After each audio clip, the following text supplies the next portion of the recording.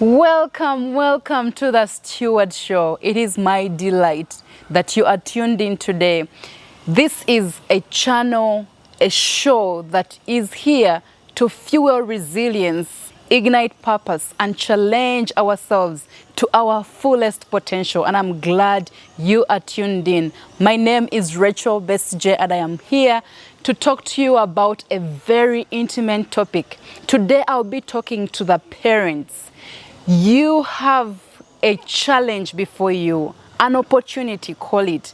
Different people call it differently depending on how you have perceived it. But today I want us to move and channel our energy, our thoughts to parenting as a steward.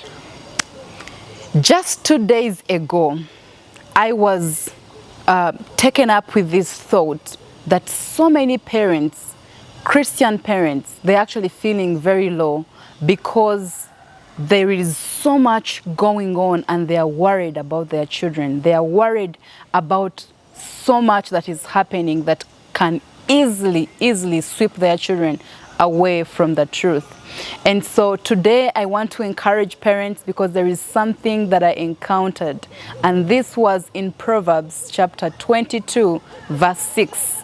It was a great relief because so many thoughts were going through my mind, hearing the different people asking what will become of our children, considering this era that is just becoming uncontrollable. Like, children have access to different things.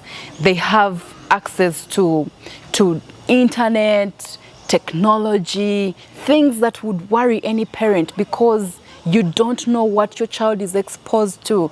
And also in schools, in the different places, friends that they have, there is so much that was and is worrying parents.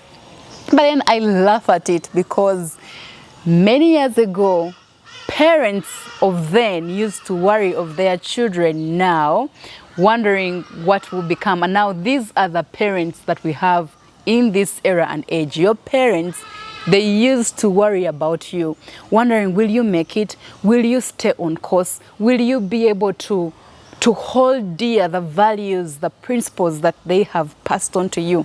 And look, you are now a parent and you're worrying about the same.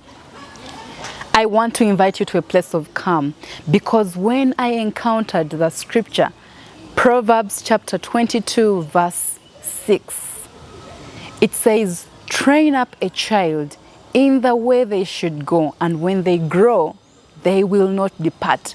What a relief! What a relief! Knowing that there is this truth that is out there for us as an encouragement, for us to know that it is not the end. Children will go through so many things, but once we have instructed them, then they will not depart from that way when they grow up. Think about yourself as an adult right now. There are things that your parents told you. There are the instructions that they gave you. And those instructions have become a basis through which you do life. I think about my life, and there is this statement that I used to have that in case I do things otherwise, it will not be because I was not told. It will be because I have decided and I have done otherwise. But again, if you can imagine with me the amount of guilt, the amount of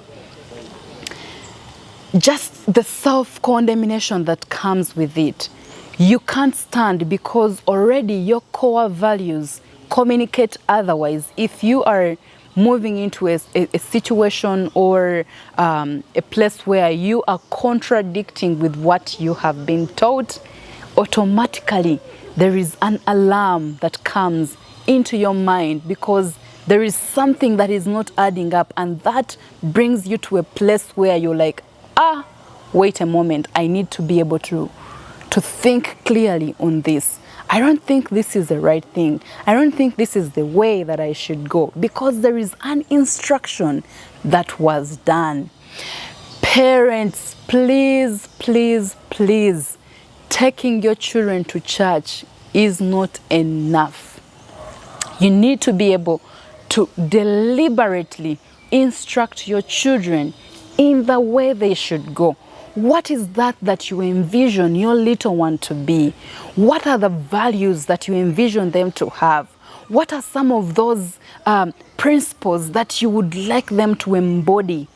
That is what you need to pay attention to. Stop worrying about what the future holds for them. Stop worrying about what there's so many things that people are talking about that are going to sweep them. Do the due diligence of training so that they will remember that. And I think scripture just put it so wisely, because at an early age, the child, it's like a plain paper. It's like nothing is written on that paper yet. And so you as parents have the privilege to write on that paper and be able to instruct this child out of love, so that they will know that way and they will stick to that way in everything. And I know as children, they will make mistakes, they will do things that you do not approve of, but just know that always there will be a voice that is speaking from within them. I'll tell you a story. So when I was joining campus, I was excited. I was having all sorts of thoughts. I had had so many things. I was excited to join campus. But you could imagine what my parent was thinking. He was worried for me, and he kept telling me, I'm not sure this is a place you want to be now. I can imagine him in that dilemma. School is good for you. I want you to go and excel. I want you to, because this is a level, again, undeniable. You have to go to that stage. If you've been through school, you know you have to continue that way so that you can be able to finish and graduate. So he might have been going through a lot, because I hear it from this statement when he was sending me off. He said, it's my prayer that you don't do what I would not do. I laughed at that statement inward, because I knew what exactly he was telling me. And then he didn't end it at that. He said, do something that you would do if I was around. Like, in other words, he is wanting me to carry him with me, imagining he is there. And if he is there, what would you do and what would you not do? So I can imagine the pressure that builds up in parents' lives, as more so as children grow to adolescent age. And again, you don't have to worry about all these things. You don't have to be tensed up, because again, trust that what you have given is enough, and therefore they will be able to make decisions. All we can do is to pray for them. But before that stage comes, before all these things come, we have the privilege, the deliberate action to put into action. Before all this time comes, we have the opportune time to instruct. I always remember this analogy of a tree. When a tree is growing up, you can bend it any direction and it will go without breaking. But once it has grown, it is impossible for you to bend that tree in any direction. In fact, when you do, you break it. And there is this Luganda word saying that goes, I don't know how to say it in Luganda, but most of you know, akacha mamameda. You can complete the statement. But I hope you can get an idea of this concept that I'm talking about. Parenting, intentional and deliberate parenting. This is what we need to do, and then we allow the rest to be done by God, because there is no way you can transport yourself into the different spaces that this child will be. I was chatting with a friend recently, and they were telling me her mom actually told her, I do not have 10 eyes, and therefore you should behave. So all that to say, there is so much that is happening within their mind that they can't just help but make statements like those. I want to bring us and invite us to a place of calm, to a place where you do what you need to do. And this is when you determine who you want to see. Most parents, they know what exactly they want to see in their child. You look at your little one and you imagine them successful.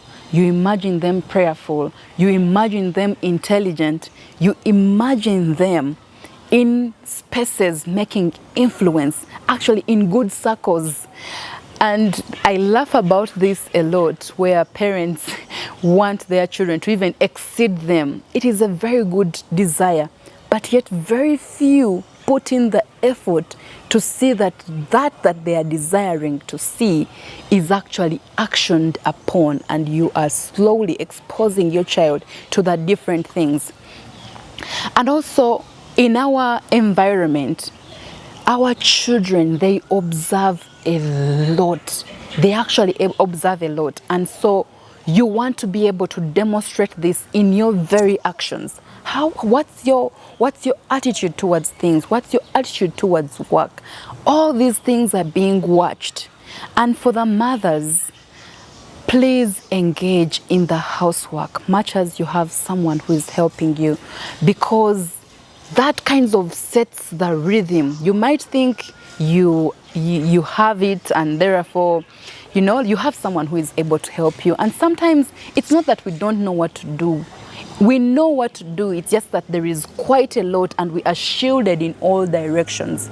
We are taken up by so much work that is going on in our world that we forget to actually demonstrate certain things. Housework is one of it, where you are able to demonstrate it. Yes, you have a helper, and I know some people do it for their husbands, but we need to do it for our children too, because our husbands already might know that we can do these things. We can cook, we can clean, but your girl, your boy needs to see you do these things so that they can be able to learn from you. After imagining this girl, this boy, who you want to see in her, be intentional. The power of intentional, deliberate actions. After imagining who you want to see in this girl, in this boy, be intentional about working towards it. Because again, if you do not action in that direction, it is very impossible for you to achieve. Some people see children doing certain things and they wonder why. It's because there is something that they have not learned, and the person who should give deliberate attention to is not actually doing it. And that comes back to the parents. Now I know we have house helps, we have all these people around us that we have assigned the different things to do, but I think children would want to see our parents, the mother, the father, do certain things in the home. And that's how they get to learn to do these things. Because there is one who actually said that it is what you do that makes sense, not what you say. And that's why we have to match our say with our do, so that children can be able to learn from these areas as well. As parents, I want us to be able to learn how to guard our children emotionally. There is so much that we live upon today that has been informed by what we went through in the past. And sometimes this is something that was unavoidable because, again, our parents did not know how to do it. But here we are, we have the opportunity, we've been exposed to the knowledge, we've been exposed to understanding. There's some things that we know, there's some words that we know that carry a lot of damage. There are words that we know very well carry a lot of encouragement. And those are the words that we need to leverage on, words of encouragement. Grow your child with this confidence in the word. Now, I cannot express how much we need the word in training the children so that they are spiritually grounded, so that they can be able to hone the truth, so that they can be able to understand the truth that lies in their value. And when that is understood, it is very hard for anyone to pull them in any direction. Now, we know very well that we might guard our children while they are in our circles. But once they step out in school where we are not, in the different spaces where they are not, they need to be rest assured that they are good enough. They need to be rest assured that you believe in them. Now, they will cultivate friends along the way, but at least they have you as someone who believes in them.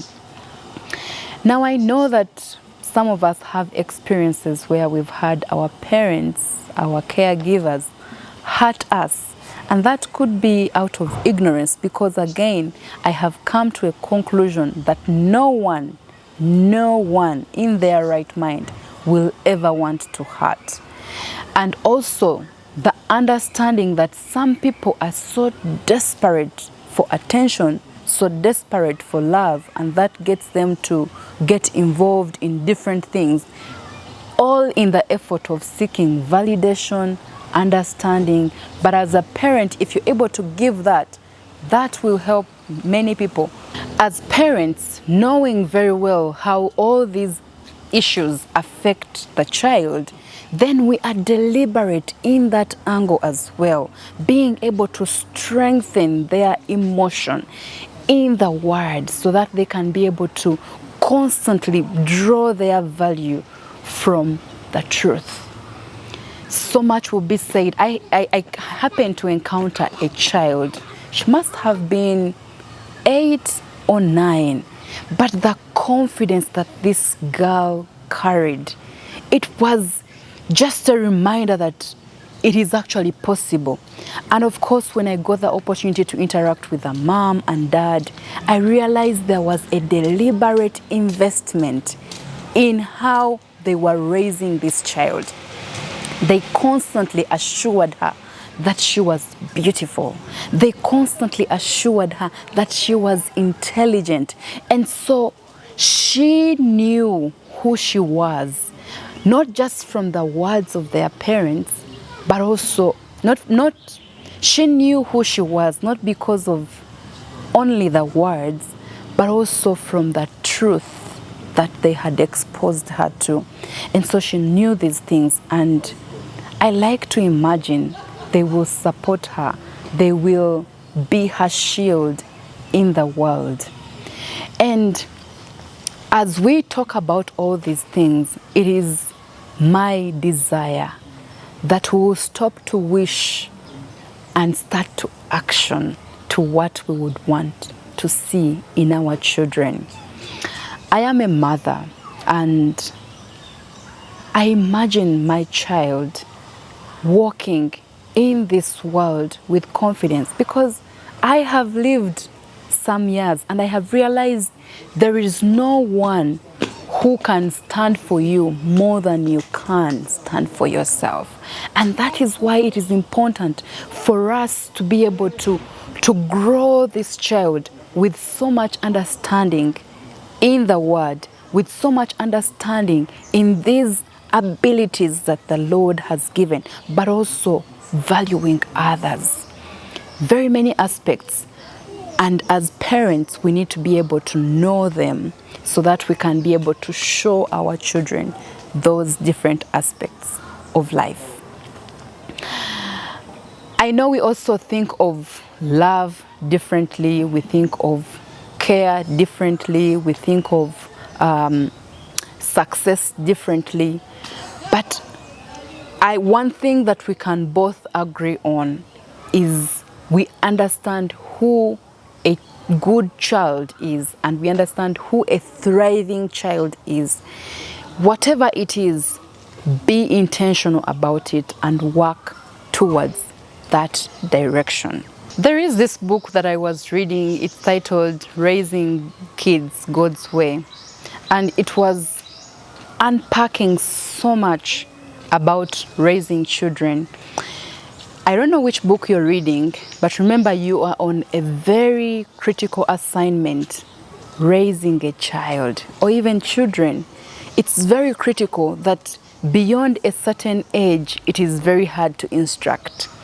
I was actually blown away when I read that our period of instruction is between 0 to 7. After 7 years, they start to action by influence. In other words, they start to be able to not take instruction. You need to have built momentum, influence.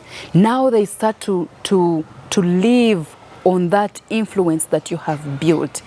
And so if you are not reading, then it becomes hard to be able to navigate some of those things. And before you know it, the girl is rebellious, the boy is rebellious, and you have nothing to do about it. Has your youth ever walked away from you, and however much you talk to them, however much you beat them, they still do the same? Or even still worse, they tell you, I am doing this only because you have told me, but it's not out of that love and respect and concern for you as a parent. What book are you reading? It will help you and inform you in those directions. But bringing us back to raising children, well, there is a way we are doing things, and some of these we do them unknowingly, and that's why reading is good, because it helps you understand what you are doing and how you need to be doing in order to get the right results. So sometimes we are putting in the wrong input and expecting a certain outcome. So there is this mother who was listening to the child. Early in the morning, she made breakfast, served her in a blue cup. And she said, no, mom, I can't use the blue cup. I need the pink one. And so the mom changed from the blue cup to the pink one and set it before the table. And then brought what to eat alongside and said, no, I don't like pancake. I need bread. Say, oh, sorry. Let me change that. Let me spread for you something. And so there was a change. And these are probably some of us have done that, and we don't see any problem with it. You're just saying, you know what? She doesn't like this. She likes that. And you're switching for them. But indirectly, what you're doing is you're getting this child to make decision at an early age. You're giving it to them. And to them, if they are granted their desire, then they think they can make all those choices in the different areas of life. Well, long story short, this lady was before a counselor mentioning that their girl is no longer listening. They tell them, she told her, please, it's time for lunch, come and let's have lunch. Said, no, I am first finishing to play with my truck, then I will come and have lunch. It's because it was informed from the previous experiences. There are times when you have to be able to insist on what you want as a parent. Remember, it is you directing this child. And so every action, every deliberate move leads to some action and some result at the end of it all. So this girl was rebellious, and to her it was okay because she has been making the decisions from the past. She decides whether to go now or not. You tell her, please come for this, and she says, well, I have to first finish this, then I will come. There are roots of indiscipline that are being sowed in the girl, and I'm sure the parent had no idea that their ability to make decision was actually ruining the child's ability to heed the communication that the mom was giving. So that was a wake-up call for me, because I wouldn't want my girl or my boy to be walking away from me when I'm making a statement to her or when I'm asking her to do something. So I was like, okay, then, so at what point do we allow them to make decisions? At what point do we allow them? That is after 7. After 7, then we can be able to allow them some ability to make decisions and still on small things. But in all these things that we are doing, we are teaching the child to obey. We are teaching them to be able to recognize that you are above them. We are not equals. You are above the child. And also in a general perspective, as a mother and father, we need to start to see the children as an addition to the family and not people that are taking over the space. I see mothers and fathers going at loggerheads because of their child, forgetting that this is someone who just came into the family, and therefore it is us, then the child. That helps you to be able to have direct communication with the child as a couple, as the two of you, and being able to place her or place him in his space as a child. Also, I want to communicate to us this aspect of observation. Children are every day observing. They're observing how you are treating each other as partners. They're observing how you are doing life. What's your attitude? What's your prayer life? How are you doing life? So they are looking at all those things and they want to be able to learn from you. Most of us just communicate it, and yet they want to be able to see you do these things. What you are doing is what they are learning more, and not what you're saying. And so parents, can we start to cultivate that environment of love, that environment of connection, so that in everything they are doing, they feel connected to the family, they feel loved and surrounded. And for parents, fathers, please be present so that your children can be able to have an intimate fellowship with you, and that leadership to come through from you, so that they can see you lead, they can see you take action, they can see you speak directly into their lives, so that that environment can be seen, where the father is leading and the mother is supporting, and they also feel like whatever they are doing, be it a chore, be it cleaning or mopping, they are doing it in the collective effort of the family. It changes their perspective completely. They become contributors to the family, and it's not just work, it is a contribution. If you're able to achieve that, then you have a thriving family and your child feels connected to it. We as parents are on a critical assignment, and that's why we cannot afford to lag behind. There is so much that has been said and told of how parenting should be done. But one thing you should know, there is no manual to parenting. One thing I still believe is deep down inside us, you and me, we have a desire on who we want to see. That should inspire us to do certain things. I know each one of us has the dream and the kind of child we want to see, the one who listens, the one who is obedient, the one who is hardworking.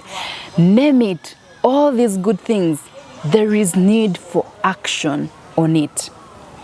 And then for the worry about what will happen to them, so much technology and all this going on, stick to Proverbs 22 verse 6 that reminds us of this truth, that train up a child. And that's why your effort should be, you should put all your effort, because it will yield. The scripture says, train up the child in the way they should go, and when they grow up, they will not depart. What a reassurance. What a relief.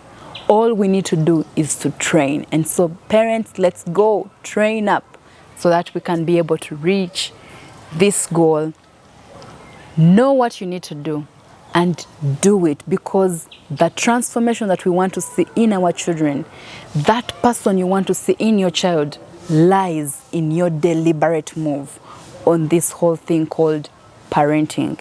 Sketch out the time and do it, because it is worth everything. Well, it was nice sharing my experience and things that I have been able to learn along the way. Thank you so much for tuning in. Please share, like, comment. I like to hear from you what you are doing in your parenting journey, the things that you're experiencing, what you have learned. It will do me well to hear from you and also learn from what you're doing. Well, until then, see you in the next episode.